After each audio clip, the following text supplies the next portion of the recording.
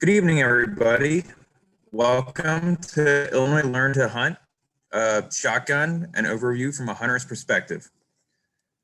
Before we get started tonight, just a few reminders. If this is your first time with us as a webinar, or if you've been here before, your microphones and your webcams are disabled. So sit back, relax, and enjoy the presentation as we go through it. If you have any questions, you can put that in the Q&A window that you can click on there and put a question in there. We'll either answer it through that window by typing it out, or the presenter will answer it during the presentation. We will have time at the end to go over questions, so we will have a question and answering session at the end for any other questions you may think of as we go through the presentation. We will sit here and help you guys out and answer as many questions as we can. If you think of something after the presentation, you can always email us, so we will always respond in a timely manner for that. There is a chat window. You can use that to talk amongst yourselves, or you can use that to talk to us as well. So that's available. And then also just a heads up, you will get an email with a copy of this PowerPoint and a link to a recording of this webinar in a couple days. And in that email, you'll also have some informational handouts and a survey. And the survey helps us as a program understand who our participants are, and also gives us kind of an idea of how to make our program better, and also helps us communicate to the DNR. Even though we're with the University of Illinois, we can take that survey and tell those guys what we see in our surveys, and really helps our program out become more of a scientific approach instead of just a kind of a feel-good approach with this R3 stuff. So we appreciate you guys taking that survey. It's only a few minutes long. So our course outline tonight, we're going to start with just a quick review of firearm safety, like this one slide. We're going to hit that real fast because we're going to assume that many of you are adults and have firearm safety already. So we're going to spend most of our time talking about shotguns in general. So we're going to go over what is a shotgun, the history of shotguns. Then we're going to talk about regulations in Illinois with hunting with a shotgun and purchasing a shotgun. Then we're going to go over common shotgun gauges and when to use them in a hunting different game. We'll talk about shot versus slugs. We'll go over uses of choke tubes. We'll cover cleaning and storage.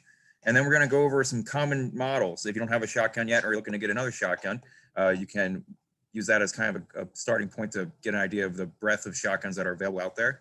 And then we'll finish up by talking about some shooting ranges and clubs that you can go and get some practice at, or have some fun with. So our presenters tonight, we have Dan Stevens. Dan, would you like to say hi? Hello, everybody. Thanks for joining us tonight. Thank you. And then we also have Adam. Adam, would you like to say hi? How's it going, everyone? Hope you guys enjoyed today's webinar. And then Curtis is with us as well. Curtis, would you like to say hello? Good evening, everybody.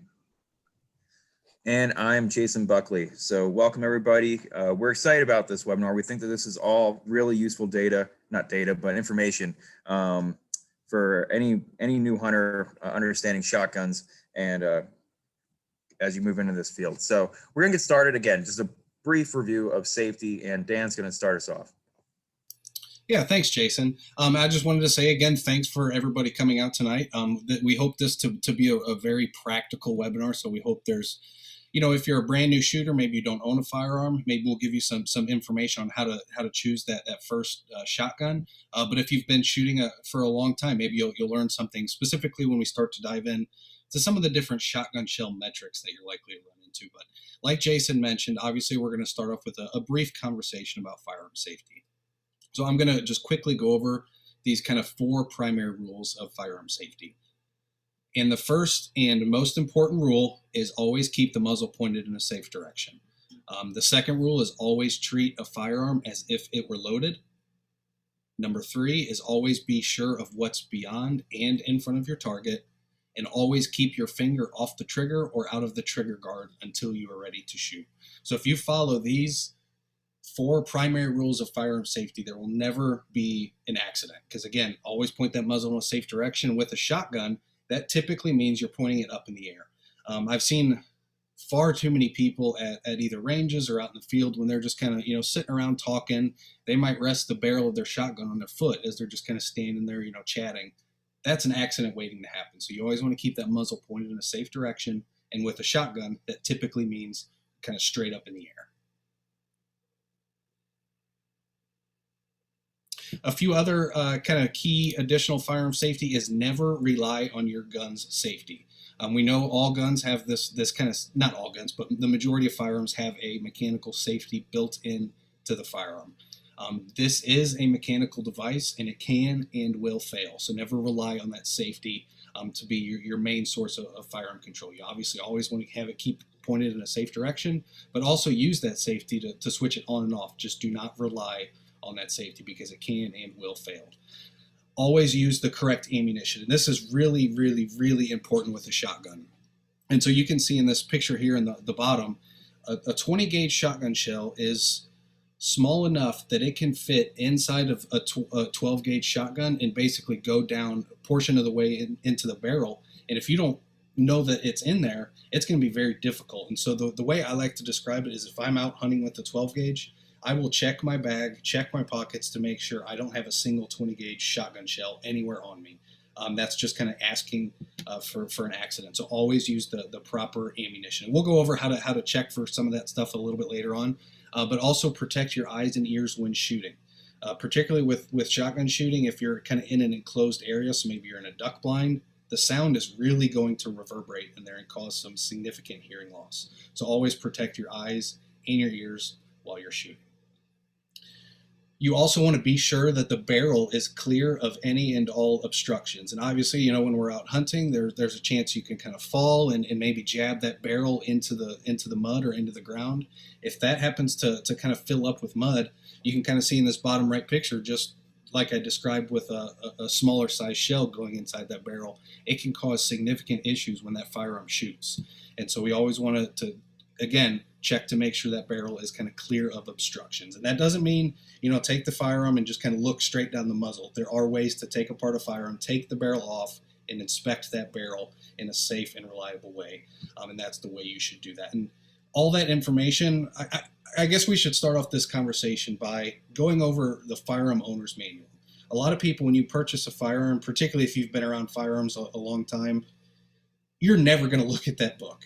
But I implore you and recommend you read through that book because there's a lot of really good information about that specific firearm that's really important to know. They don't put it in there just for packaging. They put it in there for a reason.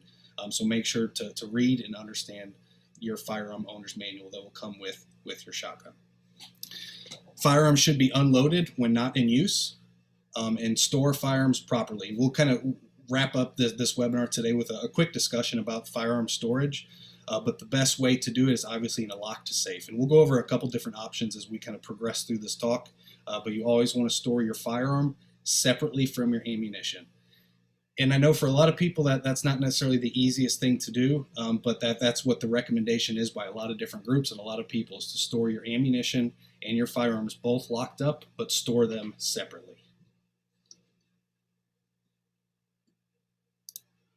So one more little kind of fun fact that we'll kind of get into before we really dive into the bulk of this presentation, that's that purchasing firearms and ammunition really does support conservation efforts, both nationally and in the state.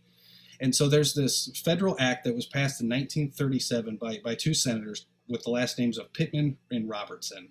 And so you're likely to hear this act referred to as the Pittman-Robertson Act, but the full act name is the Federal Aid and Wildlife Restoration Act, and it essentially provides states funding for conservation-related activities. And if you look at this graphic here on the right, you can see that it's kind of this cyclical cycle. And so every time a hunter or a target shooter or a recreational shooter goes out and purchases a firearm or ammunition, there is a tax that is built into that price. And so what I like to describe it is it's not a sales tax. So when you go to check out and purchase the shotgun, you don't see an additional 7%, or in this case 10%, just kind of strung up at the sale of purchase. It's already built in at that price. So it's technically the manufacturers who are being taxed for that good. That money is then allocated to the Fish and Wildlife Service, and then they allocate it back to the states. And the way they allocate it to the states is it's a pretty unique formula. It essentially looks at the total land size of the state, so the total acreage, and then it also looks at the number of hunting licenses that were sold in that specific state. And so that money is then passed on to the individual state, but it has a very specific caveat of how that funding can be used. So it can't just be rolled into the general revenue fund for the state. It has to be used for very specific activities. And some of those activities can be fish and wildlife population management, habitat management, research, land acquisition, construction of new public property, construction of new archery and or shooting ranges. And just to kind of give a scale example, the 2021 fiscal year apportionment was just released about a week ago by the U.S. Fish and Wildlife Service, and Illinois will receive about $13.8 million for these conservation-related activities. So it's definitely a significant amount of money, and it's a really cool system that as you purchase, firearms, ammunition, archery equipment, you're giving back to conservation efforts at a local level.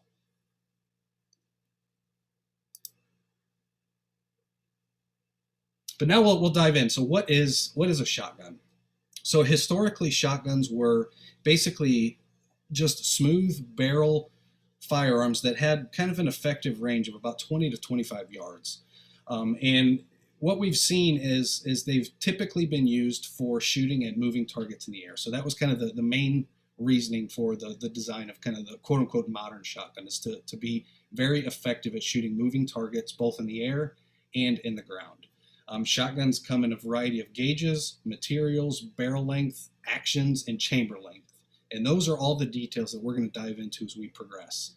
But knowing up front what species you plan to hunt is going to really impact which shotgun is best for you. And so that's kind of how we catered this presentation, is if you just want to purchase one firearm, what is kind of the one firearm that you can purchase to hunt the most species in Illinois. But first, let's get some basic terminology out of the way. So you'll kind of hear us using some of this terminology throughout the presentation. We just wanted to kind of set the stage up front so that you're kind of familiar with these terms. One of the big ones is the muzzle. And so if you look here at the very far right of the picture, so the muzzle is the very end of the barrel. Right beneath the muzzle is the magazine, which, if you're used to shooting handguns or rifles, a magazine is kind of typically an exterior object that you kind of put into place. On shotguns, a lot of times it's actually integral to the design and is kind of built into the fore end, like you can see here. The extractor is going to be inside of the quote unquote action. But what I really want to focus on here is the concept of the trigger and the trigger guard. You're going to hear me use the term trigger guard a lot. And if you look in this diagram, you can see the trigger guard is just kind of this plastic protective circle that kind of encompasses the trigger. And all this does is it kind of protects that trigger from being accidentally pulled. And so when I say keep your finger off the trigger and out of the trigger guard, that means exactly that. Don't have your finger inside of that hole that you see there, because what's the body's natural tendency? If we're walking through a pheasant field and we happen to trip or stumble, then the body's natural tendency is to kind of clench up all of your muscles. And if you happen to have your finger inside the trigger guard when that happens, well, as you clench, there is a chance you could pull the trigger. And at that point, as you're falling, there's really no telling where that muzzle is pointed. So always keep your finger out of the trigger guard until you're ready to fire.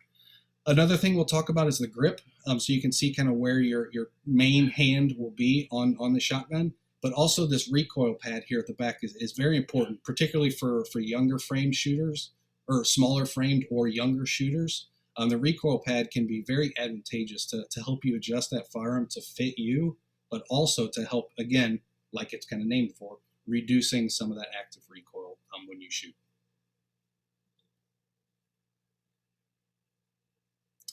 So how does a shotgun function? A shotgun functions by obviously inserting a shot shell into the chamber. And as you close that action, again, depending on the type of shotgun you have, whether it's a pump action, a semi, or an over-under, but as you close that action, it's going to push the firing pin back. And so if you can see in this graphic, this kind of J-shaped piece of metal right behind the shotgun shell, so that's going to be slowly pushed back, and it's going to be under spring tension.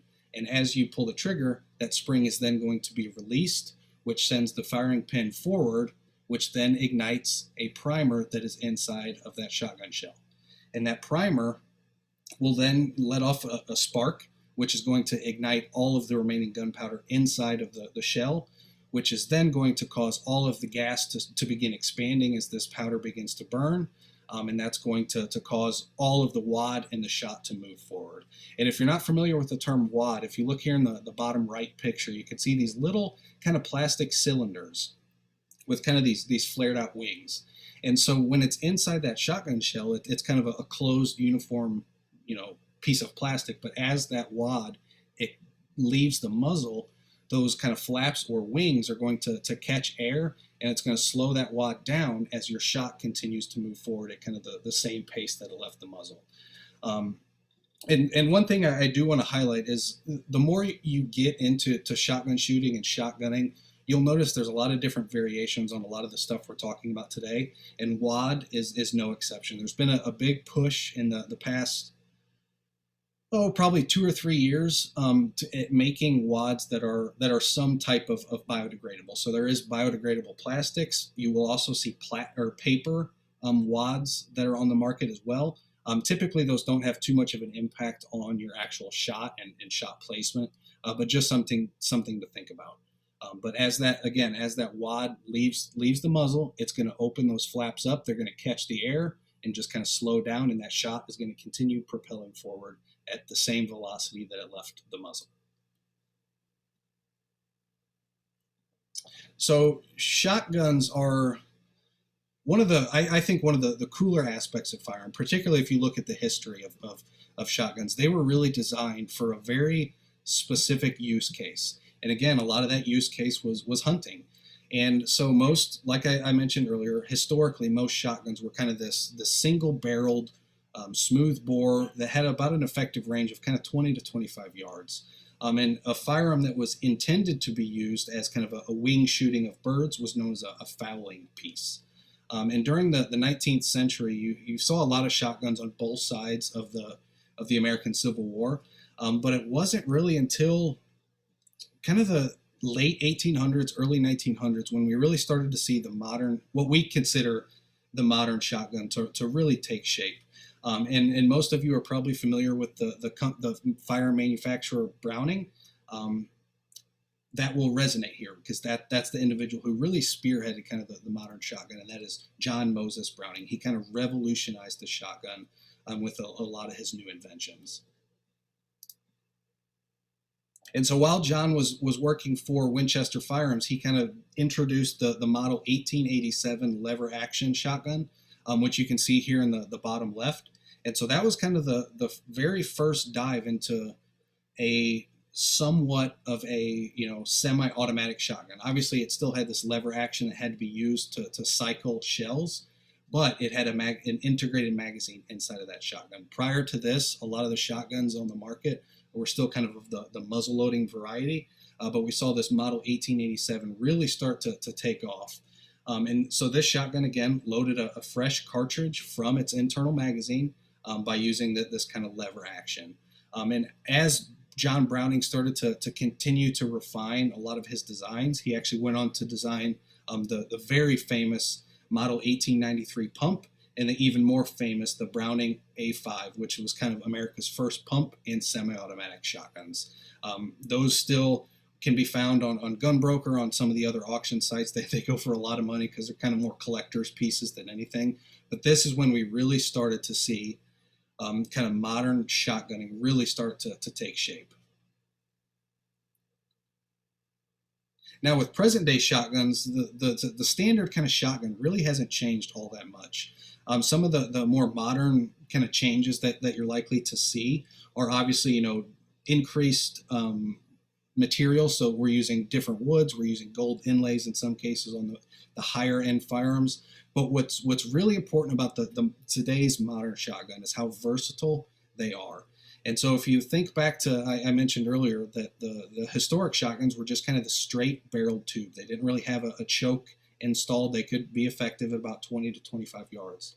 But present day shotguns, we now have this invention of choke tubes. And so the first iteration of choke tubes were choked barrels. And so these are chokes that are installed inside of the barrel that are non-removable, but you can swap barrels. So you could have an improved barrel or maybe a full choke barrel that's going to impact the constriction of the shot string and allow you to have a greater effective range. In a lot of modern shotguns, we have removable choke tubes. So that gives us a really quick and easy way to quickly go from a scenario of shooting at targets from 20 yards to, in some cases, shooting at targets at 45 and 50 and still being extremely effective with the exact same firearm, as opposed to having to change and get a whole new firearm. And so that's where we're going to really focus on today, is how can you, as a hunter, pick one firearm that can really do it all for you. So we're going to start diving in here. I'm going to turn it over to Adam, and he's going to discuss a few other regulations to keep in mind in regards to shotgun hunting. But I do want to make a point that this is not an all-inclusive list. This is just kind of a quick rundown of the things you're likely to see as a hunter. There are obviously very specific laws in place in terms of firearm ownership. Some may depend on the county or the city that you're in, as well as the state. So just kind of be on the lookout for those. But what we're really going to focus on in this regulation section are those regulations that apply to us as hunters. Yep. Thank you, Dan. So regulations here. First one off the bat, you cannot legally use any shotgun larger than a 10 gauge to hunt in Illinois. We will go over what gauges are here in the next few slides when Dan takes back over. So if you are unfamiliar with what that means, just hang tight. Moving on to barrel length. Your shotgun barrel cannot be less than 18 inches in overall length, and it cannot be longer than 26 inches in overall length. So if you want a legal hunting firearm, it has to fall in between those, which all modern shotguns meant for hunting do these days.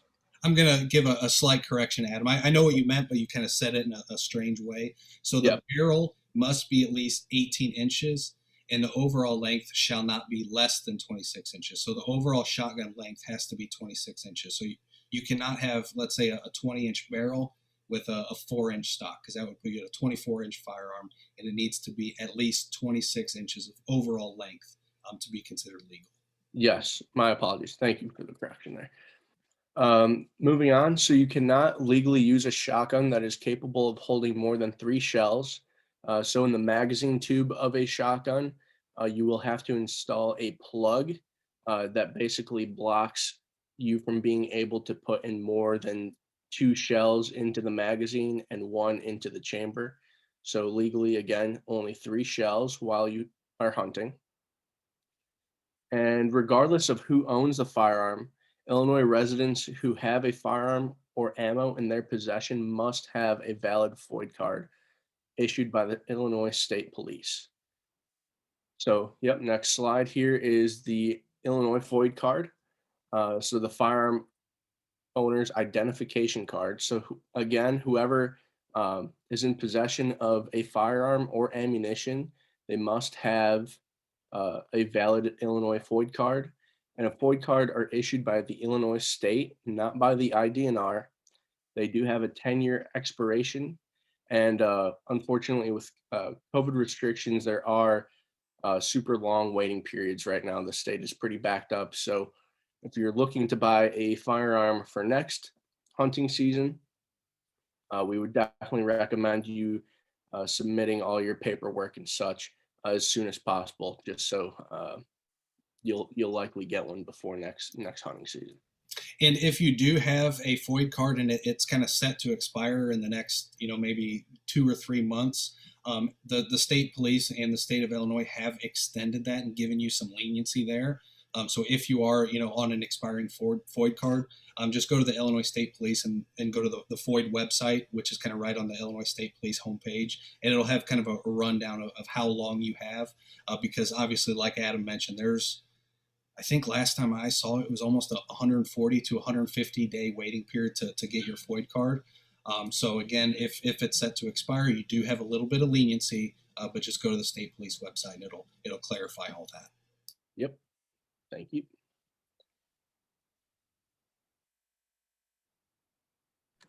Hey, Dan, there's some questions in the Q&A that we could address really quick. So if an adult, Perry asked if an adult with a FOID card wants to take their child shooting, or for example, a neighbor, can they do this if the child does not have a FOID card? So for a minor, what's the age do you have to have a FOID card? That's a great question. And in that instance, I will actually pull up the correct verbiage that they use in the ad rule and type it into your question really quick after I'm done talking. But in the instance you just described, they would not have to have a FOID card. As a matter of fact, I don't even know that they'd be eligible for a FOID card depending on their age. But if I will post the exact kind of legal verbiage that they use, but essentially as long as that youth is with an adult or mentor who is holding a valid FOID card, then they do not need one. And the definition of possession is basically on your person or in your home. Perfect.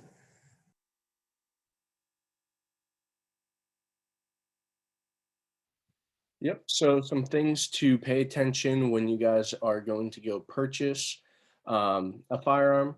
So you must be 18 years or older to purchase a long gun. So any rifles or shotguns. And you do have to be 21 years of age or older to buy a handgun in the state of Illinois. Again, you are going to need that FOID card. So make sure to, again, put in your application for that as soon as possible. If you don't already have one. You will need a state ID or a valid driver's license, and you will need to fill out a federal form, the 4473 firearm transfer form, which if you go to a Cabela's or a local gun shop, they will have those for you, and you will fill those out before you pay for the firearm.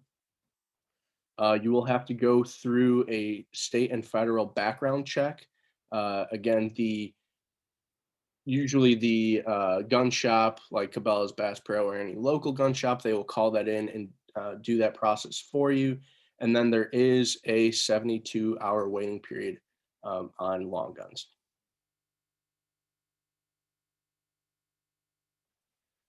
So we're going to quickly go over here shotgun types. So some of the most common shotgun types are break action, which you have single shots, side by sides, and over unders. So here in the top two pictures, you have over-unders and side-by-sides. So basically, you can break the action open, meaning that it basically, cracks in almost two parts.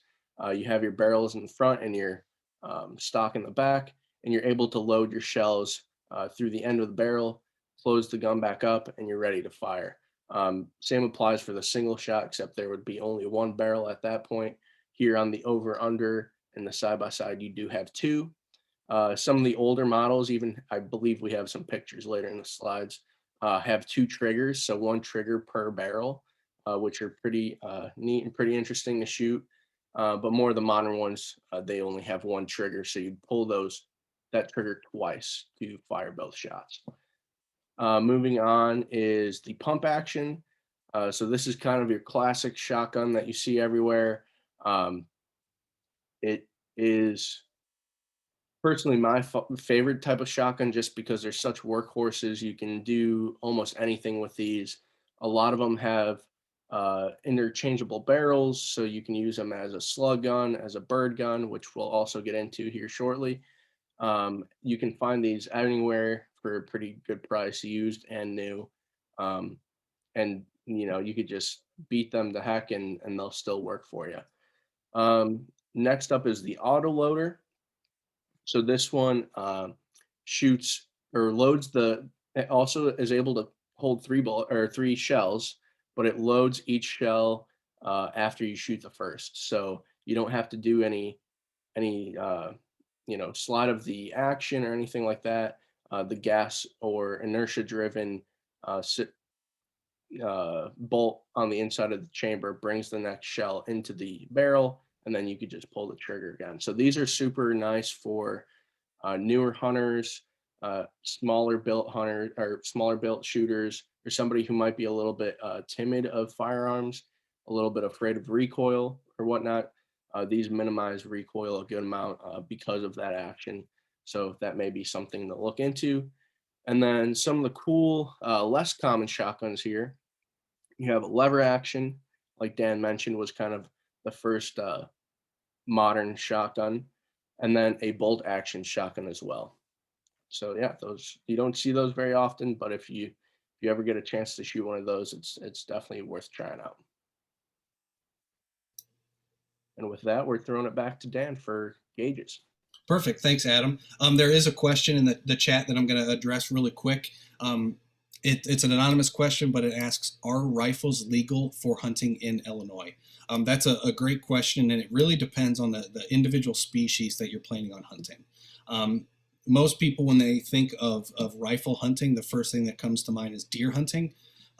Using a kind of what we define as a center fire rifle is not legal to use for deer in the state of Illinois.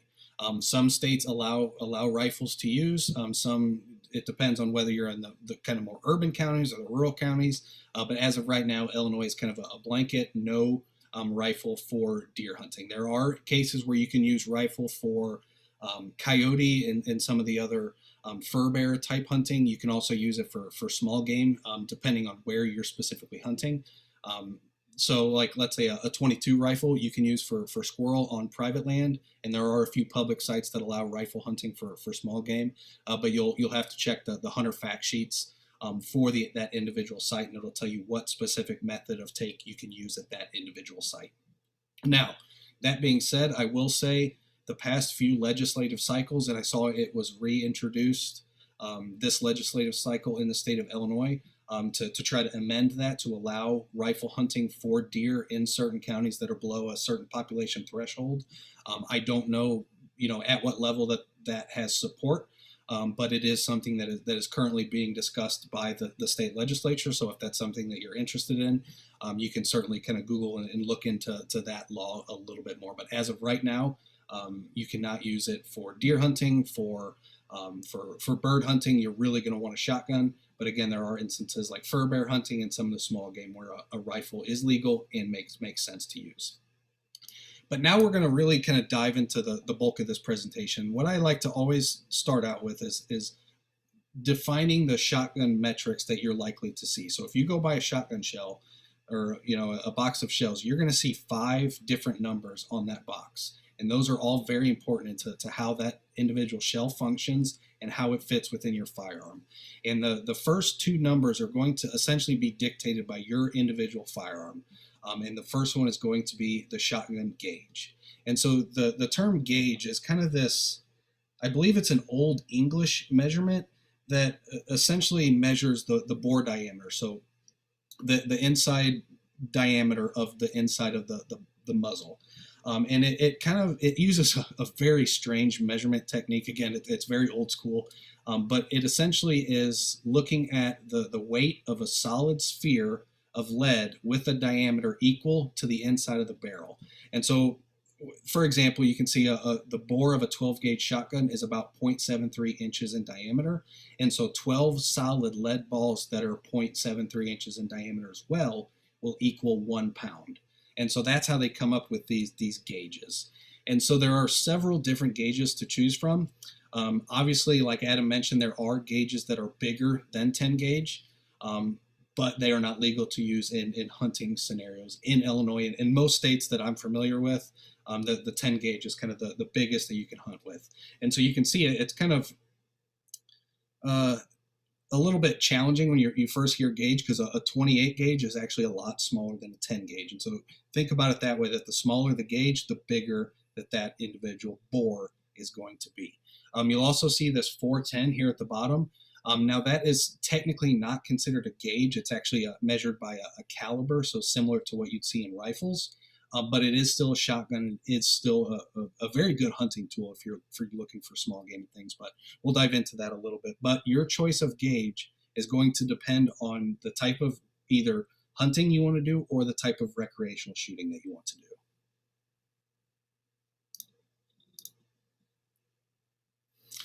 And so here we'll give a quick breakdown of what you can expect to get from each of these gauges. So obviously, like we mentioned, 10 is kind of the biggest you can hunt with in Illinois. Now a 10 gauge is going to have a lot of recoil. I actually own a 10 gauge, and it does not leave my house very often because the recoil is so substantial in a 10 gauge that very often they make these firearms extremely, extremely, extremely heavy.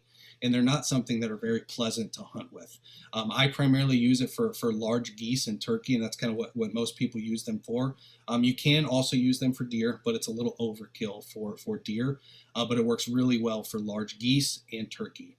Now you can see the 12 gauge here is kind of highlighted in this orangey yellow color, and that's because the 12, excuse me, and the 20 gauge are arguably the two most popular shotgun gauges that you're going to see from recreational shooters to hunters to home defense, basically across the gamut. They're just really good gauges, and they're reliable, and ammunition is readily available for both the 12 and the 20. Now the 12 and the 20, what makes them really nice, especially in Illinois, is that a 12 gauge and a 20 gauge can be used to hunt all of the species in Illinois that you can legally harvest with a shotgun. And so if you're looking for, one specific shotgun to kind of do it all, a 12 or 20 is a great option. And you will see there's a 16 gauge here in the middle. Now the 16 gauge, just like a 12 and 20, is a perfect gauge to kind of use for across the board. The only issue with 16 gauge is that it's not as common of a gauge, and so ammunition can sometimes be a little more challenging to find.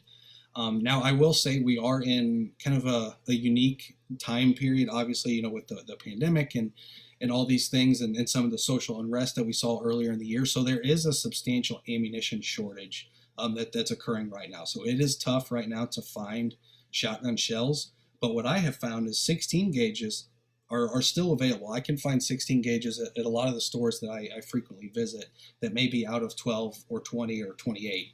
And I think, again, it's because it's not as popular of a gauge. But in normal times, you're going to be able to find 12 and 20 everywhere, and oftentimes 16 may be a little bit more challenging to find. Now, a 28 gauge is one of my favorite gauges to use for recreational shooting.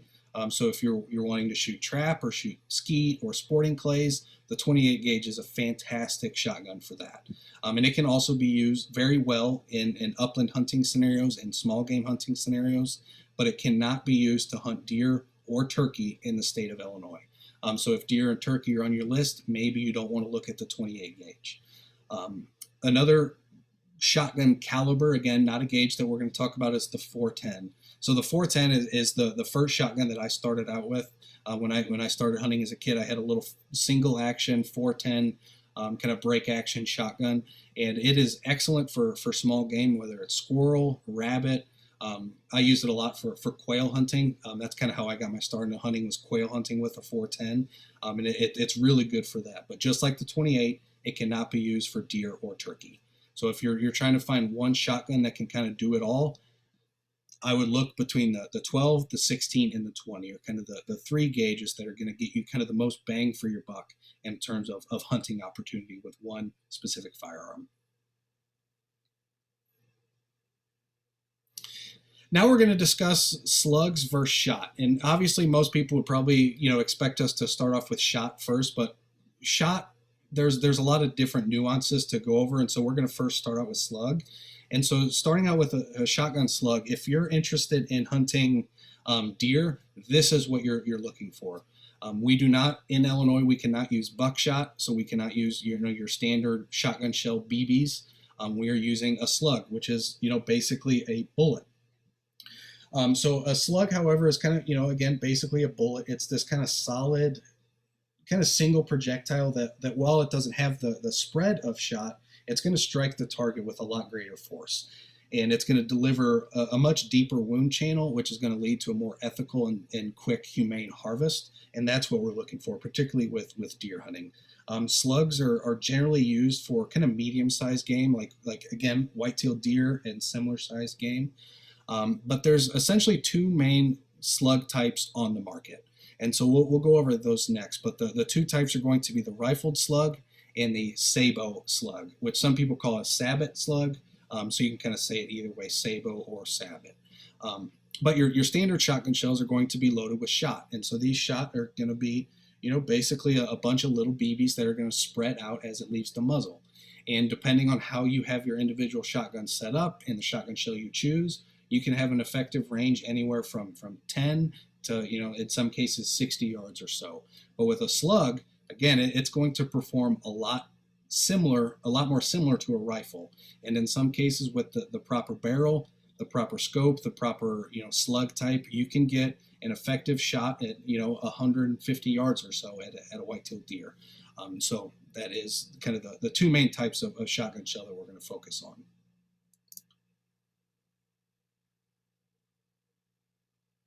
But like I said, we're going to dive into slugs first. So there's kind of two main types of slugs for hunting. You'll see here on the left, we have a rifled slug, and on the right, we have that sabot or sabot slug. Now, it's really important when you go to pick up a box of slugs that you look and see if it's a rifled slug or a sabot slug. And because, again, your specific firearm is going to dictate which type of slug that you should use. So the easiest way to describe it is if you just buy your standard shotgun from over the shelf that has kind of that smooth barrel that's designed for wing shooting, so shooting at birds or clay pigeons, you are going to want to use a rifled slug. And so if you can see here in this picture at the top, you see kind of this copper plating on the top of this shotgun shell on the left. And you kind of see the series of kind of grooves and ridges. And they basically designed this to impart the spin on the bullet. And so if you're familiar with a rifle gets its name from the rifling inside of the barrel, which as the bullet moves through the barrel, that's going to cause the bullet to spin. And if you can think about it just like, I don't know who your favorite football team is, but maybe, Peyton Manning's going back to throw a Hail Mary. He's going to impart a level of spin onto that barrel, which is going to help orient it and help it maintain accuracy throughout that throw. And a bullet is going to do the same thing. And if you remember, I mentioned this is for a smooth bore barrel. And so if your barrel does not have rifling, in this case, you use a slug that has rifling. And as it is kind of going down that barrel, friction is going to hit some of those ridges and start to cause that bullet to spin. And so it's going to impart spin on itself. Now, if you want to take the next step and get a little bit more accuracy out of your deer shotgun setup, you may choose to put in a rifled slug barrel. So I personally bought one for one of my Remington 870 pump shotguns last year, and I, on average, get a much more accurate shot at anywhere from 75 to 125 yards. It's a lot more accurate with a sabot slug going through a rifled barrel than a rifled slug going through a smooth barrel. So I hope that makes sense. Just the easiest way to think about it is you never want both the barrel and the bullet to have rifling. You only want one of them. So that's kind of the easiest way to say it. But if you're trying to build, the best firearm setup for deer hunting, you will want to look into getting a replacement barrel for your shotgun that may have rifling. And we'll discuss some of those options a little bit later on as we move through this presentation. But here's kind of a great illustration that shows this kind of rifling inside of the barrel. And so you can see a rifled barrel is great for getting long, accurate shots with a slug, where the smooth bore is designed more to be used with individual shot. So you can think of that for birds and for moving targets. Now, I will say you can certainly be very effective with a smooth bore using these rifled slugs, but just kind of remember that your kind of maximum range is probably going to be about 75 to 100 yards, depending on the scope you use and how comfortable you are with shooting a shotgun at long distances. So a rifling really is recommended if you kind of want to reach out there a little bit further and give yourself a little bit more of an effective range. And what most people do when they build a deer shotgun or get another rifled barrel, the way that the rifled barrels work, if we move on to the next slide, in a lot of cases, so this is your basic Remington 870. Again, none of the firearms or products we talk about today is going to be an official endorsement. We're just kind of giving some options and giving some brands. But this Remington 870 here at the top is kind of this is a lot of people's first shotgun. They're readily available. They're fairly inexpensive, and they are about as reliable of a firearm as you can get. I've had to use mine as a boat paddle on the Mississippi River before, and it still runs just as the day I bought it 15 years ago. So it's one of those shotguns that's really reliable. But as you can see, as you were to swap off the barrel, the scope mount in a lot of these barrels is actually going to stay on that barrel. Instead of being on the receiver of the shotgun, it's going to be on that barrel. And so that gives you a really nice setup that you can go, okay, I'm going to go deer hunting with this shotgun. Now I just put on the barrel. It's already got the scope mounted. You do want to recheck the zero and go shoot a few times just to make sure it maintained that accuracy that you sighted it in at. But overall, it should at least get you on paper, so it's a lot easier to kind of fine tune rather than having to remove the scope off of a shotgun to go and wing shoot and hunt pheasants. Now you just kind of take off that barrel and swap, and you're ready to go. But now we'll move into the other side of shotguns, and that's shot. And so as you can see here at the bottom left, there's 5 main numbers on a shotgun shell box that's going to really dictate how you're going to use the shotgun and how effective these shells are going to be. Now, I will say there's kind of 2 different groups of numbers. There's gun-specific metrics, and then there's also shotgun shell-specific metrics. So in this case, your gauge and inches are going to be dictated by the specific firearm that you're using. And if you're brand new and you're not sure what your firearm has, if you look on the side of the barrel, it's going to be stamped with the gauge and the chamber length that it can accept. So again, those 2 are going to be dictated by the individual firearm that you're using. The shot number is going to be the size of the individual pellets inside of the shell. So it's kind of the diameter of the individual pellets. Generally, the smaller the pellet, the less its energy, meaning that smaller pellets are going to be used for obviously smaller game, while bigger pellets are going to be used for bigger game. You can kind of think of it like gauges. The larger the number, the smaller the pellet size. So in this case, you can see a shot size 12 is a lot smaller of a pellet than shot size 1. Up next is kind of the length. In the length, if you buy a box like this box says 2 3/4 inches, right?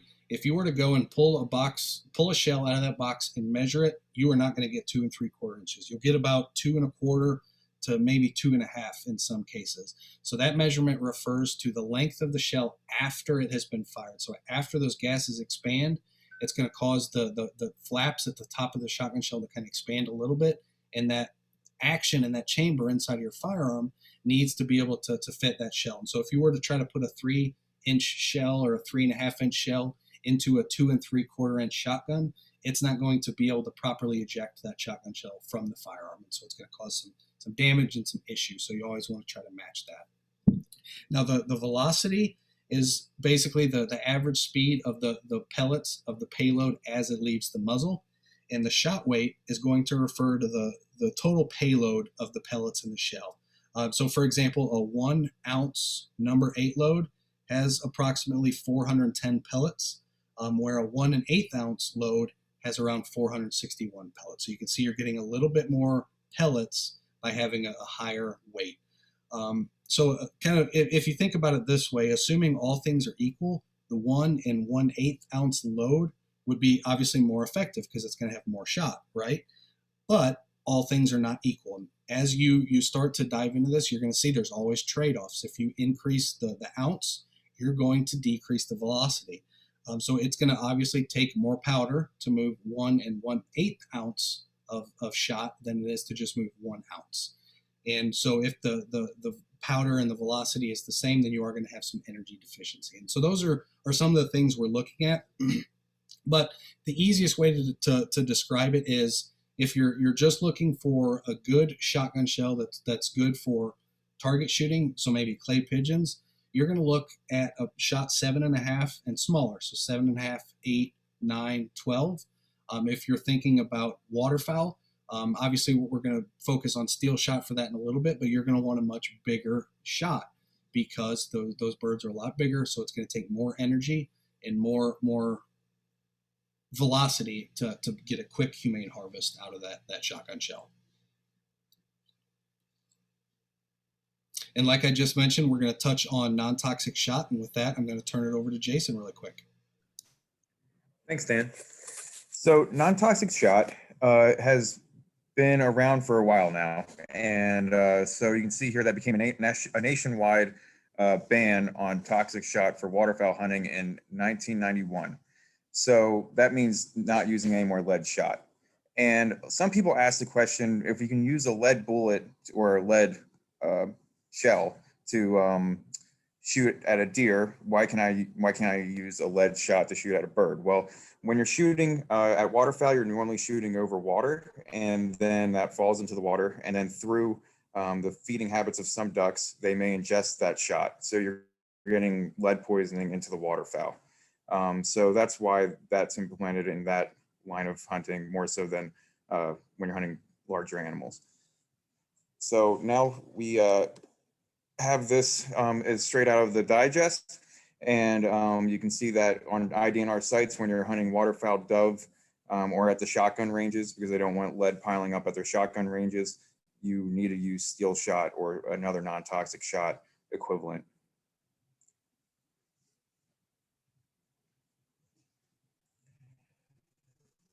So a rule of thumb when you're looking at these shot sizes is to go 2 shot sizes up from lead when buying steel shot. And again, the different types of non-toxic shot, the more expensive ones are bismuth, copper, and tungsten. And then the more affordable one that you're going to see more often on the shelf is going to be steel. And so it's also important to remember that when you are using chokes, which I'll talk about in the next slide here, that steel is harder than lead. So make sure when you're using chokes that it is a steel choke and not a lead choke, because if you go with a full or extended lead choke, of steel shot may not work as well or may damage that over time. So keep that in mind when you're looking at chokes, which I'll again talk about in a little bit. And then as another add-on here, what's taking up most of the slide is this table, and this is straight out of the digest as well. And this is just another rule of thumb type of information that you can use to get an idea of what size shot to use for which game you're going after. I highlighted the turkey row there because turkey season's coming up. So you can see that your effective range is going to be 20 to 40 yards when using steel shot 4. And when you're patterning your shotgun, which I'll talk about in a little bit as well. So you want in a 30-inch circle, you're going to want 210 to 230 BBs hitting that. So keep that in mind when we're talking about patterning your shotgun. So an effective shot would have a spread within 30 inches of 210 to 230. And then this also gives you an idea of the choke to use as well for each game as well. So we won't go over all this, but again, this is located in the digest. You can find this table and look through that to give you an idea to start off with. So now moving into shotgun chokes. So we mentioned this a little bit earlier, but so this is basically, it necks down the end of your shotgun. You can install these on some, and some barrels have them permanently installed. So that's what's down the bottom here. So a fixed choke is a barrel that has it all the time, and it's just part of the muzzle. And then the removable choke is one that you can change out, which is what's in the photographs here. And it basically necks down your muzzle. So that way, when that wad is coming out of the muzzle, it stays tighter packed before it starts expanding out. And it's similar to putting your finger over a garden hose. So you make that muzzle a smaller cylinder, and it's going to make it go farther and stay tighter. So you can see in this diagram on the right with a cylinder choke, which is basically just a open without any choke in it at all, just your regular muzzle, your effective range at a 40-inch spread is going to be 25 yards. Then you got your improved cylinder choke that moves it out to 30. Modified choke, you can go to 35. A full choke, you can go to 40. So again, that's going to give you a longer range, but you also have to consider what you're trying to hunt for. So usually your full chokes you're going to be seeing when you're turkey hunting, so that we have a longer range to shoot that turkey, but you're going to use an improved choke or a modified choke when waterfowl hunting because a closer shot will be a more difficult shot to make. So just keep that in mind as you're using your different chokes for different purposes. And we go over that here. So like I said, so improved cylinder choke and modified cylinder and full are all widely used for upland game hunting. Again, you're shooting a closer bird compared to turkey hunting, which may be farther away. Your full and extended full chokes are generally used for turkey hunting, and you don't want to use steel for that, again, unless it is a steel full choke. And make sure that your chokes match up with your firearms as well, because you can buy, they have many different chokes out there that you can buy. You need to make sure that you read that firearms manual and you understand the choke that you're purchasing. So that way you know that the threads match up, and any type of modification you make to your firearm, make sure it's made for that firearm and not just a random mod that you can get off the internet. So always read that manual, know what goes with your gun, and don't just be slapping stuff onto it, because you could damage it or hurt yourself. So then patterning a shotgun. We mentioned this in a lot of our webinars whenever we talk about turkey hunting or waterfowl hunting. It's really effective to understand your shotgun's distance of effectiveness. So you do this by setting up paper targets from varying ranges, could be 10, 20, 30, 40, and then you shoot the paper target, and then you make that 30-inch spread, which was on that table earlier, and you see how many BBs fall within that 30-inch spread. You don't make the circle first. Usually you put like an X or give a little mark in the center of that paper, and you give you something to aim at, and then you shoot for the center of the paper, and then you kind of just mark off where most of your BBs are at. And you move it backwards and see until it doesn't become effective anymore. So you can see the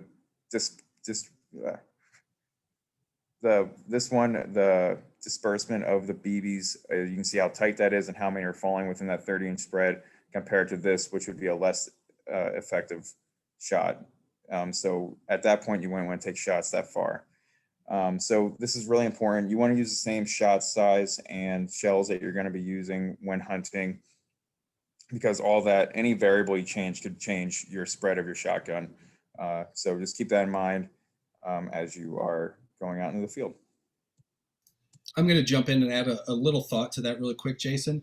Sure. I will say when I first, started shotgun hunting, I saw a lot of people at the ranges who would, basically take their shotgun and shoot at clay targets. They say, oh, well, I hit that clay target. That's obviously still within my effective range. But as you can see with this undesirable pattern here at the bottom, a lot of times those clay targets, if you just hit them with 2 or 3 BBs, they're going to break and explode. So don't use that as kind of a reliable metric for how effective your shotgun is going to be at various distances.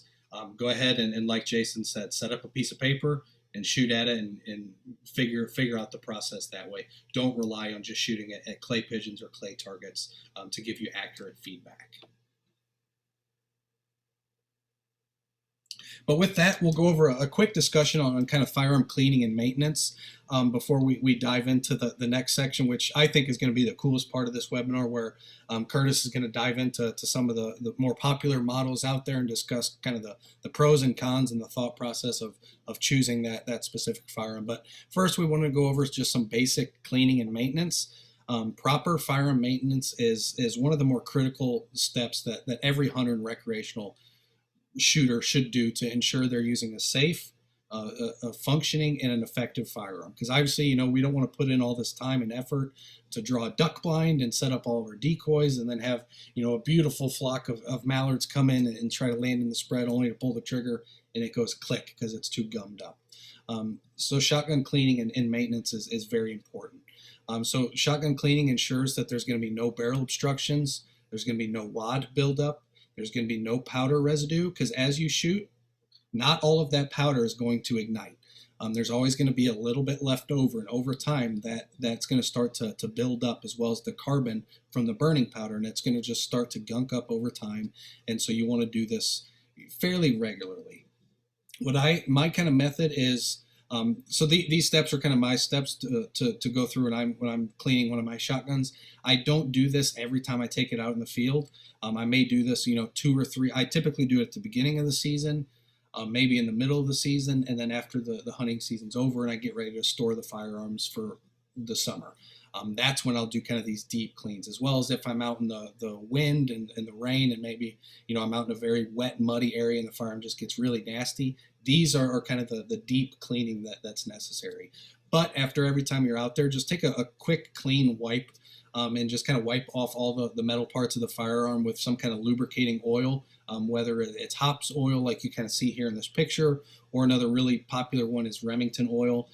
Basically any kind of metal oil will work, but just kind of wipe down all those metallic parts to avoid rust, because rust is one of those things that can extremely damage a firearm, not only in the way that it looks, but also in the way that it functions. So rust is obviously oxidized, and it's going to start to form these little pores on top of that firearm. And over time, if you let that rust expand, it's going to really start to damage the integrity of that barrel and of that firearm, which can be very dangerous.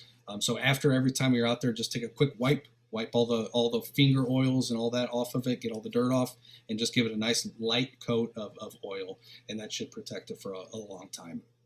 But again, if you're going to do a deep clean, we'll go through the various steps. So obviously step number 1 is point the firearm in a safe direction, and then check, double check, triple check that your shotgun is completely unloaded. And what I like to recommend is keep that action open so that you always know that no shotgun shell cut some kind of snuck in there or anything. So just kind of keep that action open as you're cleaning it. So the next step is to remove the barrel. And if you're unfamiliar with removing the barrel, if you're using a pump, there's typically going to be a twist off cap at the end of the magazine tube that you just kind of unscrew, and then the barrel will just pull right off from there. Semi-automatics are oftentimes the same way. Some you might have to remove the forearm cap, but again, all of this is going to be dictated in that firearm owner's manual. It's going to have really good graphics of all the different parts and how to take it apart and how to clean it thoroughly, because they are going to know where all the kind of lubricating parts of that firearm are, and that's really important as you clean it. So make sure to read through that firearm owner's manual when you pick up a firearm, as well as when you go to clean it. So remove the barrel, and then go ahead and wipe down all of the components with a clean cloth, removing all of the caked on carbon buildup that you can get off, and kind of give it a quick look over and see where the real dirty parts are of that firearm. And then what I like to do is apply a solvent on all of the internal components. So obviously the step before, I kind of inspected and found out where all those really dirty parts were, and then I'm going to go ahead and apply a solvent. And so you can see here at the bottom, this is Hops number 9. It's a very commonly used solvent on the market. There's plenty on the market that are out there as well. This just happens to be the one that I use. But I like to apply it to all those areas that really have that caked on carbon, and I'll allow it to sit for about 5 to 10 minutes to really start to break down that buildup and allow it to get wiped out of there fairly quickly. And always read and follow the label guidelines on the solvents, because some of these are toxic, both to you or to pets. So just make sure that you follow and read all the instructions on the bottle. Now, after I let that sit for about 5 to 10 minutes, I'm going to use a soft bristle brush. And you can see here in this middle picture, this is kind of your standard firearm cleaning kit. Okay, so it's going to have a nice system of brass rods that you can kind of screw together, put a handle on, and that's going to allow you to go the entire length of the barrel. But in this case, you can see these 2 little brushes here on the left. Those are ideal for this step, is just cleaning out all those little nooks and crannies. But unfortunately, those aren't they're not long lasting. They tend to fall apart fairly quickly. So I have found just using toothbrushes to be a really good tool to really get into those nooks and crannies. So I'll use a toothpick, a toothbrush, Q-tips, or even a gun cleaning pick can be really good at cleaning all those little nooks and crevices. But at this point, I'm trying to remove all of that solvent and all of that buildup that solvent began to kind of dissolve. So after that, I'm going to start to wipe down all the components again with a lint-free cloth. If you use paper towels, you're going to cover your firearm in lint. So just kind of use a lint-free cloth is kind of the best bet. Now, sometimes I might choose to go ahead and reapply the solvent depending how dirty that firearm is. And if you need to reapply the solvent, go ahead and do that and just kind of repeat the last few steps. But now the really important step here is cleaning out the barrel. There's a few different ways you can do it. What I have found to be very, very effective, particularly with shotguns, is this new invention, probably in the last decade or so. They call them bore snakes. There's several different companies that make these, but they're designed specifically for the gauge that you're cleaning. So if you're cleaning a 12 gauge shotgun, you want to get a 12 gauge bore snake, because it's going to be the exact perfect diameter to get a really nice clean swab through the barrel. So you can either, again, use a bore snake or use the more traditional gun cleaning kit like we just showed, and go ahead and wet some of those cloths in that same solvent and swab the barrel using one of the cleaning rods. and just kind of go back and forth. It's going to take a long time to do this, but keep running cloths through multiple times until they start coming out clean.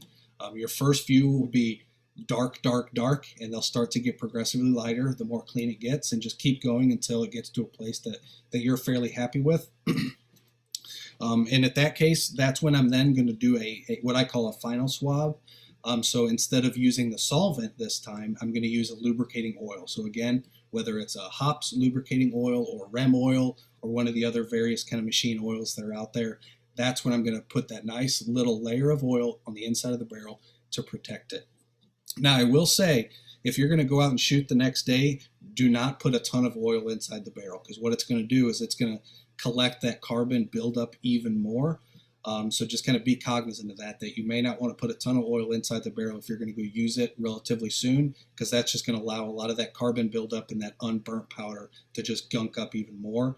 So just kind of keep that in mind. And then after that, I'm just going to inspect the firearm and just kind of look it over and just try to get the nooks and crannies, make sure I got all the dirt out. And then I'm going to oil the components of the firearm that require lubrication. And that's where the firearm owner's manual comes in really handy, because it's going to tell you all of the individual parts of that firearm that require lubricating oil. Oftentimes you can kind of figure out if you're kind of mechanically inclined what parts need to be lubricated, but I do recommend your first time cleaning a specific firearm to go ahead and use that manual. And then at the end, I like to just kind of wipe down the surface of the firearm to remove any excess oil, any excess dirt, and then get it ready for storage.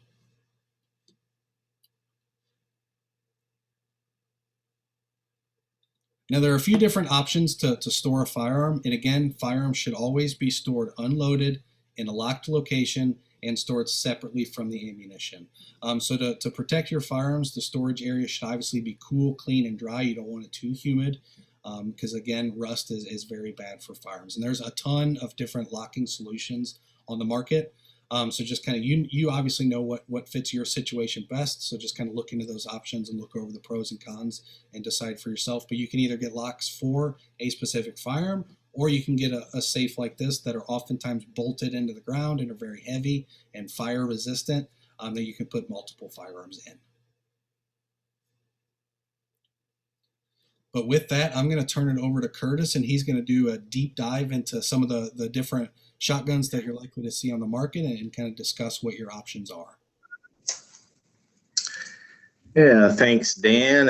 And some shotguns that you're not likely to see on the market as well. But from a hunting standpoint, and really it's the same if you shoot clay pigeons or trap skeet, anything like that. The things that we want to look for in a gun, versatility, craftsmanship, durability, popularity, value, innovation. Tried to look at kind of all these categories and come up with some of the top guns that are available right now, and then some of the shotguns that kind of were historically important. And so we'll go on to the next slide here and started off with the pump shotgun. So as far as your basic hunting shotgun, a pump shotgun is great. You supply the force to chamber that round, so they're pretty simple to make, really sturdy and long-lasting designs. A lot of different gun manufacturers do that. Simply the pump action is one of the most simple actions to make that gives you 3 shots. So, and the magazine tube a lot of times will hold more than just 2 shells, but like Adam mentioned earlier, or actually that was Jason in the regs portion, you do have to have that plug so it only holds the tube. But if you want your 3 shots, pump action's a great and economical way to do it. Some of the popular economical pump action shotguns on the market right now, the Mossberg 500, been in production for a long time. A really good gun. Will definitely, if you treat it right, will outlive you, probably outlive your kids, and probably grandkids, and keep going. A well-made firearm really is a family heirloom. The Winchester SXP is more of a newer version, but right in that same price point. And the Benelli Supernova, another great option right in that price point. And again, I'll say the same thing that Dan did earlier. We are not endorsing any specific brands. You know, this presentation webinar is not endorsed by any brands or anything like that. We're just kind of laying out some options here, and naturally I might have my own bias because of guns that I personally own, so that may come through, but that is not the intent of this webinar, is just to show you some different options here. So now when we're talking about pump actions, we have to mention a couple really important guns here. First off, the Winchester Model 12. That is the former #1 in terms of quantity produced and quantity sold. So super popular shotgun. It's since been passed by a gun we'll get to here in a couple slides, but really popular gun. And then the Ithaca Model 37, actually still in production today, making it the longest continuous run of any shotgun ever. So really cool, neat design. Both of those guns just happen to be designed by John M. Browning, by the way. But so we'll go on to this next slide, and we're going to get into a little higher end pump shotgun, and one that I really like, the Browning BPS. So an all steel receiver, the Browning BPS, really made to last. Really tough, just like Dan mentioned his 870, using it as a paddle and then still hunting with it. You could say the same thing about the BPS. And one really cool thing about the BPS is it loads and ejects shells from the bottom. So you'll notice the side of that receiver and both sides are completely closed. So closed from the elements. Also, it is completely ambidextrous. So whether you're right or left-handed, it's exactly the same. And the Ithaca also ejects from the bottom, but it has a safety on the trigger guard. This BPS has a safety up, a rear tang safety on the back that you use your thumb to operate. So it makes it truly ambidextrous, great gun for lefties. Also, it's nice that it throws the shells down instead of to a side, right or left. Your buddies that are hunting with you in the duck blind will be thankful for that. Really good gun, but again, for a pump, this is going to be on the higher end in terms of money. And you can see they're around $600 to $700. And there's a ton of options on these guns out there. You'll see that top one probably has the Browning DuraTouch. Gives it a tackier feel and more, handles the weather a little bit better. But so all these shotguns have a ton of different options that are going to affect these price points. So in most of these, you're going to see that plus there because you can find them for just over $600. But as you start adding more and more options and bells and whistles, those prices climb. Now this next slide, we're going to be getting into the numero uno. This is the gun that ousted the Winchester Model 12 as the, most highest sold shotgun in history. And yeah, pretty much everybody has an 870. They are awesome guns. They're legendary in terms of reliability. Again, just like the Browning, you're talking about all steel receiver, and you can feel that when you pump them. It's a very well-made gun. But the good thing about the 870 is when it was in production, it was priced much lower than the Browning BPS. So much more affordable end of the spectrum, but super durable, really great. I mean, it's still my primary hunting gun is a Remington 870. I've swapped out the walnut stock and forearm for synthetic after about 12 years or so of duck hunting with it. So I did that, but other than that, it's the same gun that I was shooting rabbits with and my first turkey with back when I was a youngster. So really great gun. Really, you know, I can't say enough good things about the 870.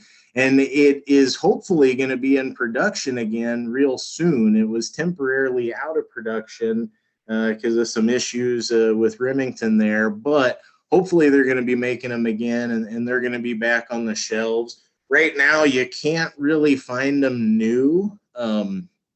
You can definitely find them used on you know, places that sell used guns, but the price is definitely a little bit inflated because they're out of production currently. So hopefully that'll go down once they start pumping out some new stock, but I haven't heard when that'll be yet, but definitely excited about the relaunch of the 870, and it can continue to grow in numbers. I think it's around 11 million of these that have been produced and sold. So I think that's more than double the next highest single production. So incredible, and one to watch for if you're not buying a gun this year, but maybe next year they'll start to be on the shelves again. But now we're going to transition away from pumps and get into the semi-autos. And we got to start with the Browning A5, the Auto 5. You'll hear these called, and it's obvious in this picture, a humpback or a humpy.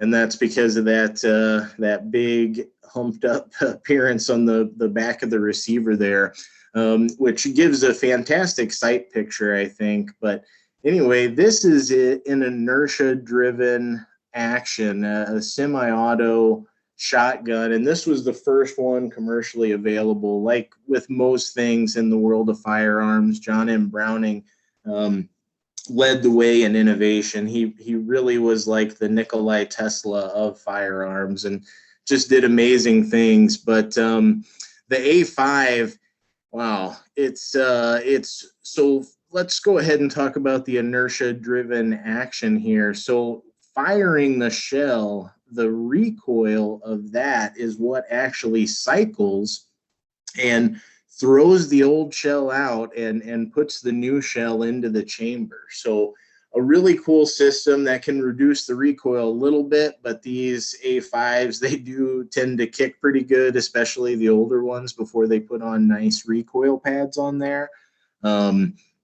You can they started making these again new. The new ones aren't quite they're not exactly like the old ones, but you can find the new ones for around $1,500, which is pretty close to what you can find the old ones, you know, on any used gun venues that might be out there. But really cool gun. Another gun that's legendary for being really reliable, and for a semi-auto, for an auto loader, you know, that's even tougher than a pump. So really well made. The one thing about these, there tends to be a break-in period with recoil or inertia-driven shotguns. So right when you get them, they may have difficulty cycling some of the lighter loads, just because, again, it's that recoil that actually works the action. So if the gun's a little bit stiff, a new gun, it can take a while of shooting that before it will properly cycle light loads. And again, that could be problematic if, especially in the winter, if you're wearing a ton of clothes to cushion that recoil. That's when you could have potential jamming issues because it needs the recoil to operate. So if you cushion that too much, it's going to jam up. But really good gun. It's been hunting now for a lot of decades, and like I said, being made again now new. So people are buying new A5s even today. We'll go on to this next semi-auto. Okay, now we're into the Benelli. All right. Again, this is another recoil inertia-driven action. This is one of the most popular semi-auto shotguns ever made. Really smooth shooting. Another nice thing about recoil-driven actions, they are more simple than gas-powered semi-auto actions. So the receiver can be a little more sleek, a little more slender. So a lot of people do like that feel a little bit better. But the Benelli in particular, real simple, well-made, priced just a little bit higher, but really great guns. A lot of people that are big-time shooters, and they have a Super Black Eagle, a great waterfowl gun, and great at the range too if you're shooting clay pigeons.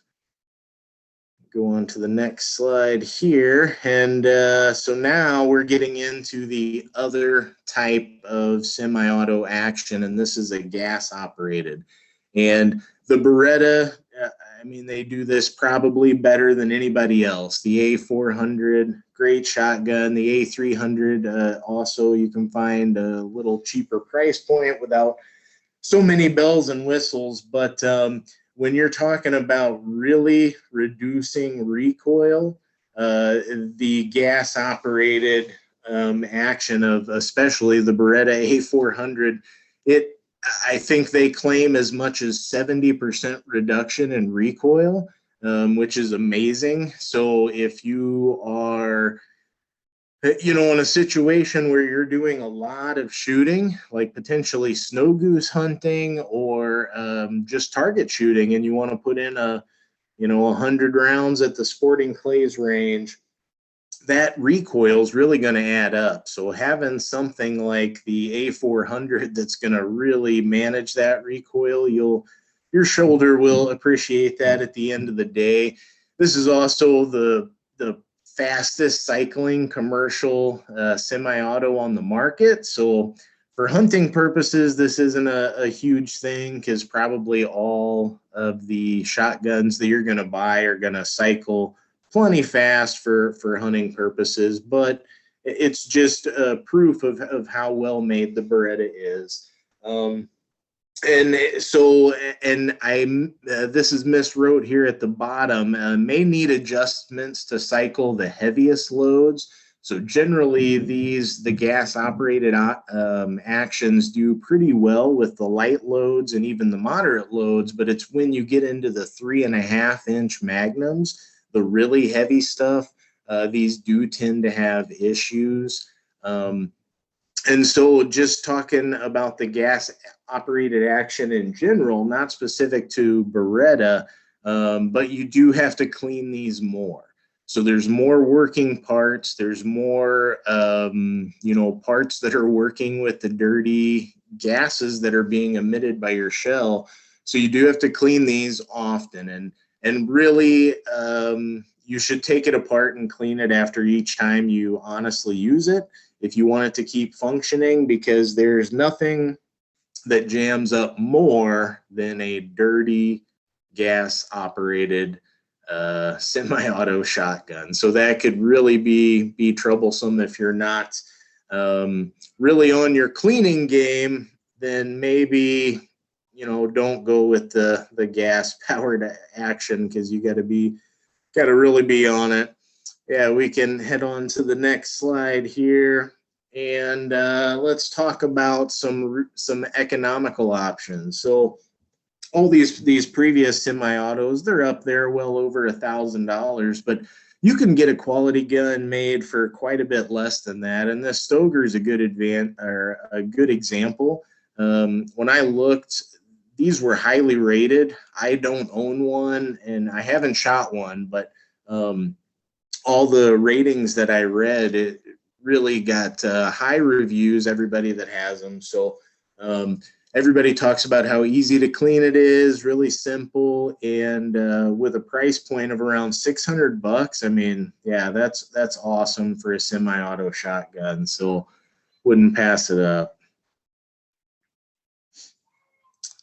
And the Weatherby, the SA08 is another one.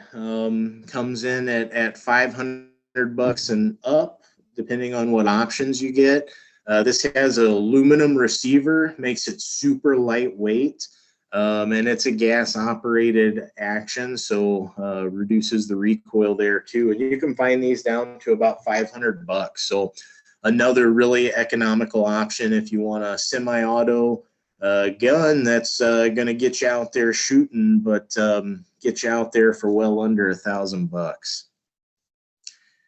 Now we'll transition into the next slide here, and these are guns you are not going to find on the shelf, or probably not. And if you do, you probably don't want to look at the price tag because it'll knock you right over. But these are a real part of American history. And these shotguns, you'll notice they're all people's names, right? So Parker shotguns are made by the Parker brothers, L.C. Smith, A.H. Fox. These were all real fine American-made shotguns, and this was in the era of the double barrel or the side-by-side. So these were real popular before the over-unders took off. And they had a couple issues, like people didn't like the sight plane because the barrels are side-by-side, and the recoil can be pretty bad. And not everybody likes the handling, but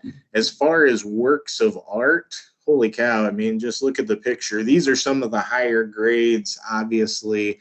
But yeah, just intensely ornate decoration on these things. And then not only that, but to be made as a functioning tool that can work after 100 years of use. It's just almost mind-boggling to me. So really cool examples. And these are not going to be ones that I've never held any one of these guns even in my life, and I used to work at a gun store, so not saying they're incredibly rare. You can definitely find them out there. It's just not something you're going to see a lot of, but something we wanted to mention. And just to tell you kind of the high of where some of these collectors gun sales go. Teddy Roosevelt had a A.H. Fox shotgun that sold, I think it stole the record for just under $900,000 on an auction. So yeah, I don't think that one's being used to shoot any more pigeons.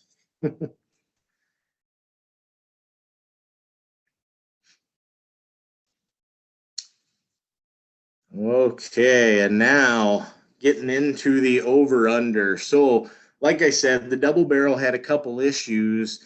The stacked barrel sought to sort of alleviate those issues, and it did a good job. So, balanced a little bit better. You've got a single sight plane and able to reduce the recoil a little bit, since you can have your barrel straight in a line instead of off center. So, and again, I know I sound like a broken record, but Browning led the way in innovation here, as the Browning Superposed was the first commercially available over-under. And in the beginning, they were made in Belgium, and but these were, the price point wasn't low because they're really well made, and you can get really high grades like this one here with the nice engraving.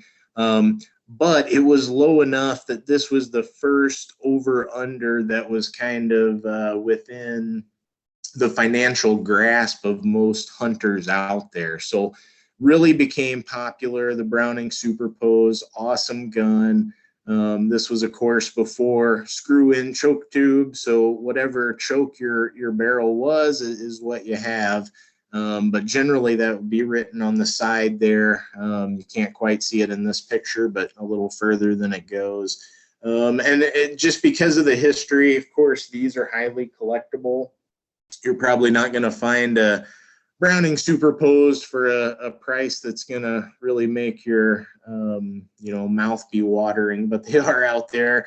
They're awesome handling guns. And after this, we'll move into some over-unders that you can actually find. Okay, one more that's out of production. I forgot. Ruger Red Label. So this was the American answer. I told you John Browning, even though he was an American, his Browning guns, the Superposed, was made in Belgium. Ruger wanted to make one domestically that could compete, and that was the Red Label. And so this was at the time, much more affordable than the imported Browning. And it really became a sportsman's favorite because it was well made. Um, all the wood and metal fit together seamlessly. And Ruger actually started kind of leading the way in factory production of some of these parts. A lot of these parts had to be made by hand, which is cool now thinking back on the history of it. But of course, machines can be much more precise. And so the Ruger red label's really well made. You could get them without any bells or whistles for, I think they sold for about $480, which, of course, when you account for inflation is more than that in today's money. But still, that was cheaper than the Superpose. So definitely one we wanted to mention. These are out of production currently, but there's quite a few out there. So you could find them in that around $1,500 price point.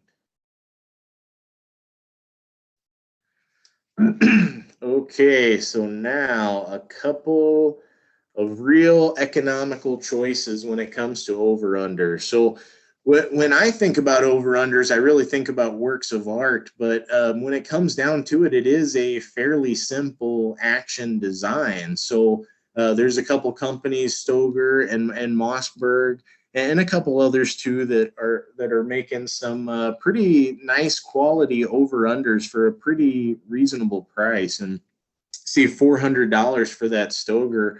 Wow, it's tough to beat that for an over-under. So that's enticing. And the Mossberg, not much more, and definitely has a nice look to it too. So you don't have to spend well over $1,000 to get a over-under that you can shoot, trap, or skeet or hunt with. Definitely some options out there, and nothing's wrong with these guns. I honestly don't own either of these, but I would have no doubts that if I bought one, either of those are going to outlast me. So, but if you do want to spend a little bit more, you certainly can. And in over-unders, the sky's basically the limit. But here on this next slide, we're going to inch up into some of the moderate, really nice options out there. And Frenchie and Winchester both make really good shotguns just over that $1,000 price point that are kind of mid-grade. So really beautiful guns. You can get some of the more ornate carvings in these, and some of the nice checkering in the Turkish walnut stocks, I think, that Frenchie uses. And then Winchester, I'm not sure if they use hickory or what they use, but a real nice hardwood, and they get the nice checkering in there. So it turns into a, something that can be a wall hanger, a mantelpiece, but also a real effective hunting tool as well.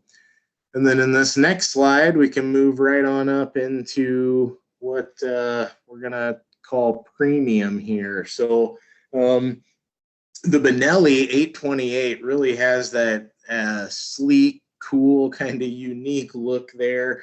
The people that have their Benellis, they love them. Gotta definitely have their unique look to them. I'm more of a Browning person myself. I've got the Browning 725 Satori listed here, but you can find other model numbers of Satoris out there. The 725 is what's currently being made.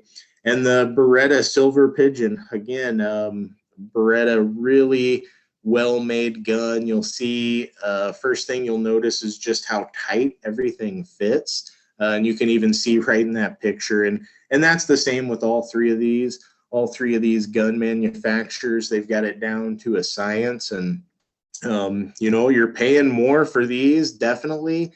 Sky's the limit. But when you hold them, you basically know where that money goes. Just the feel, how well they swing is impeccable. And then, they're works of art. So, and I didn't list the prices here. They're super variable. You can go all the way up Most of these you can find the base models for between $2,000 and $3,000, but that can jump right on up to $5,000-6,000 if you start going with like adjustable stocks that some of the competition shooters use, or some of the fancier, stainless steels or fancier woods and engraving. So really pretty works of art, really cool things.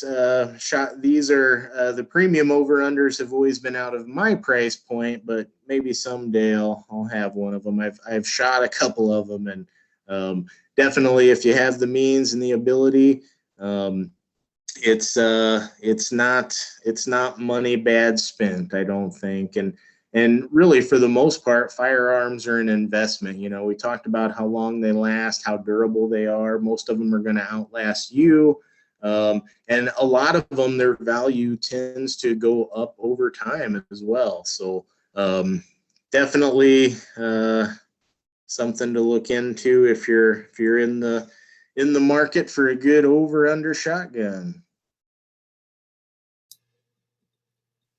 With that, I'll pass it back to Dan to talk about some ranges. Yeah, thanks, Curtis. And we always like to kind of wrap up these webinars with kind of what we consider an actionable item. And so if you're new to shotguns and a lot of this seemed maybe overwhelming or confusing, or maybe you just want to try a bunch of different firearms before you kind of take that next step to purchase your first, you have a couple different options. And the big one in the state of Illinois is the Illinois DNR wing shooting clinics. Now, obviously, these were canceled for the last year during the pandemic, but they are starting to schedule these and open them back up. I'm actually a DNR wing shooting instructor as well.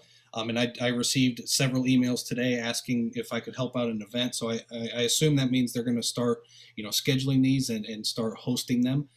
They have what I like to describe as kind of two different wing shooting clinic types. So they have what they call a youth women's clinic, and these are designed to teach participants basic firearm safety, basic hunter safety. Now, it does not cover your hunter safety requirement. I should mention that, but it kind of focuses on more of the wing shooting fundamentals as well as kind of practical shooting.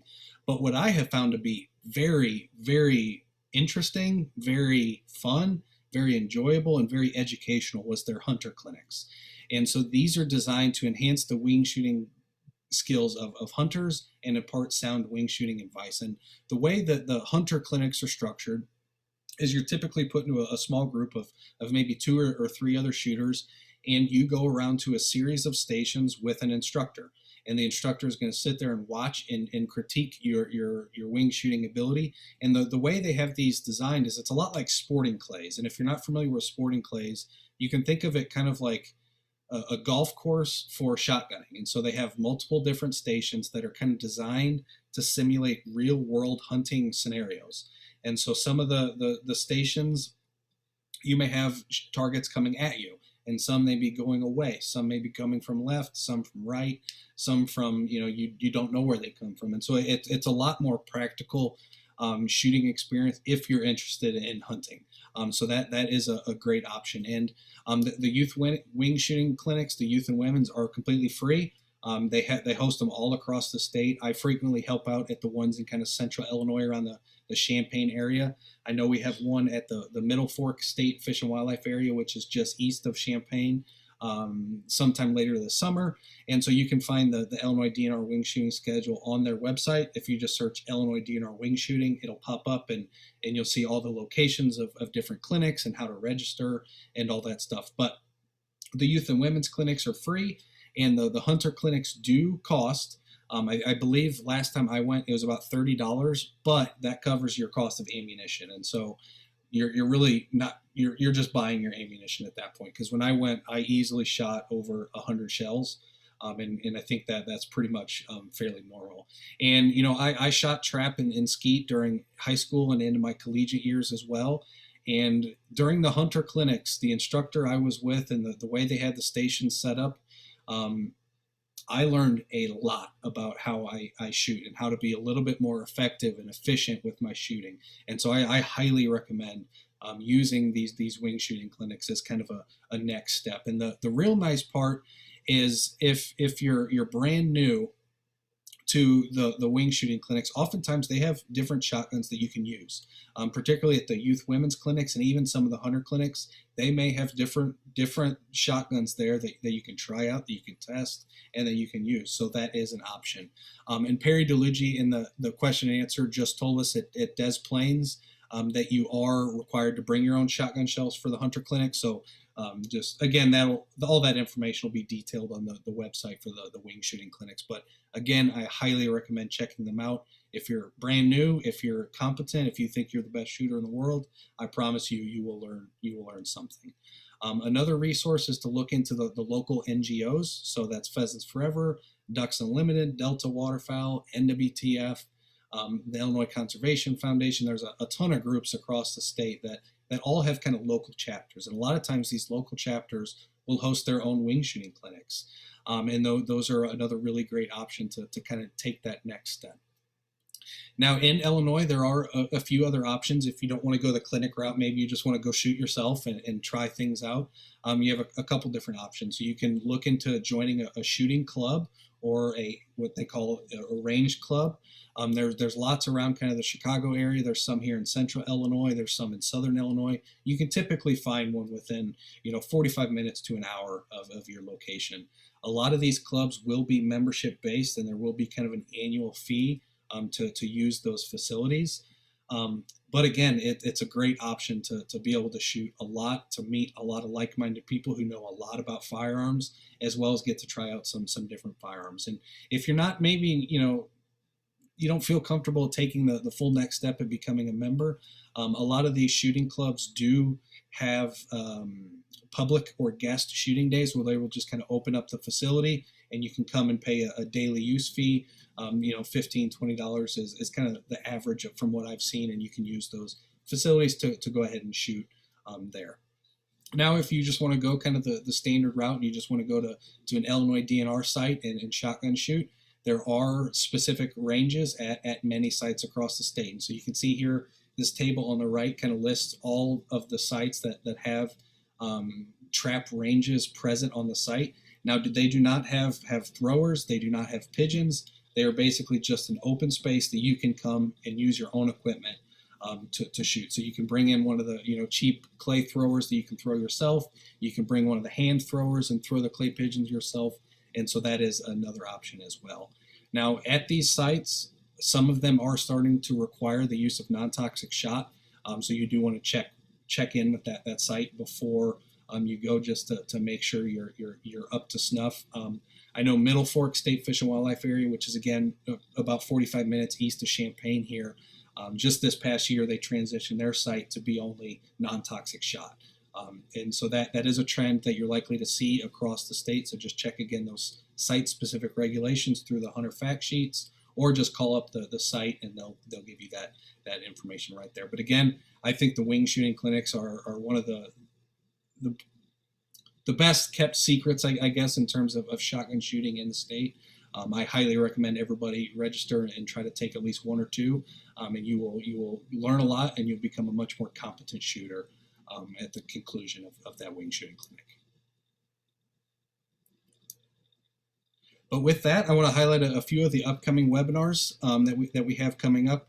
On St. Patty's Day, we're going to do kind of a quick wild game lunch special. So if you're interested in looking to maybe try some new recipes with some of your wild game, we're going to really focus on kind of shareable meals. And so we're not going to focus on using an entire pheasant to make one big dish that only two people can eat. We're going to use shareable recipes that are great kind of party favors.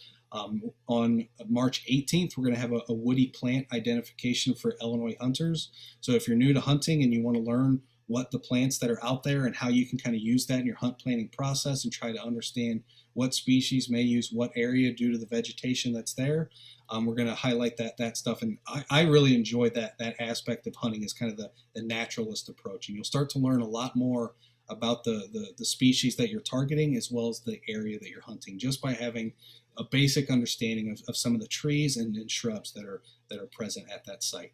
On March 23rd, we'll have a turkey calling 101.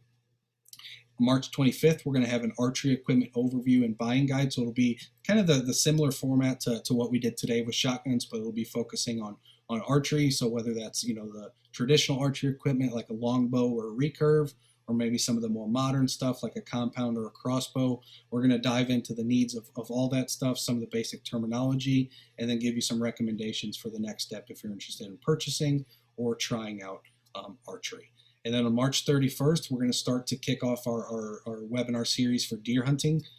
So we'll have Deer Hunting 101 at the end of the month, and then through April, we'll have a lot of other deer webinars. And that may seem a little bit early for some people because, deer season's in the fall. But if you noticed today, we posted on Facebook that the lottery period for deer application for a firearm or muzzleloader permits opens up in about a week. And so it's time to start thinking about deer hunting a little bit more, even though, we're approaching spring turkey. So if you're interested in deer hunting and kind of learning, what the next steps are and how to go about becoming a deer hunter, and what are the required credentials, what are some strategies and techniques to actually get out in the field, join us on March 31st for Deer Hunting 101. Registration for these events will be open tomorrow afternoon. So you'll notice they'll be on our website and on our Facebook tomorrow afternoon, and you can start registering for them then. If you want to follow us a little bit more, you can follow us on Facebook by facebook.com/Illinois Learn to Hunt, on Instagram, Illinois_Learn to Hunt, or on YouTube, Illinois Learn to Hunt. And we're going to really start bolstering up our YouTube channel here in the next few weeks. We started about a month ago, really devoting a lot of time and energy to our videos. So I highly recommend checking that out. There's a lot of really good information. Particularly, I did 2 specific videos that I think would be of interest to everybody here tonight. I did a real deep dive into understanding shotgun shell metrics. And, obviously with time constraints, we didn't have a ton of time to dive too deep into that kind of stuff today. But it's about a 15-minute video that dives real deep into understanding gauge, understanding shot size, velocity, and kind of how they all interact with each other. So look for that on our YouTube channel, as well as we did kind of a deep dive into the concept of slugs. So looking at the different types of slugs, both the rifled slug and the sabot slug. So you can find those there if you're interested.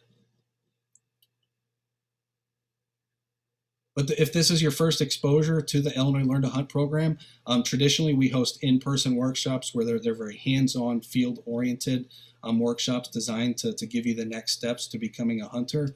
Obviously, with the COVID pandemic and the COVID restrictions in place, we had to shift a lot of our efforts to online, but we are in the process of starting to plan for our field events that will be starting here shortly. So be on the lookout for that, and we'll keep you posted on all of our various social media channels or through our newsletter of these upcoming events. And I think that the field events are a lot of fun because, we always try to bring out different equipment. It's very hands-on tactical experience rather than, just looking at a PowerPoint presentation and trying to explain how to breast out a goose. We will actually bring a harvested goose and show you how to breast it out. And so those are the types of things you can look forward to at our in-person kind of field-based workshops when we get those back started here relatively soon. But with that, I want to thank you all for joining us tonight. We had an excellent crowd.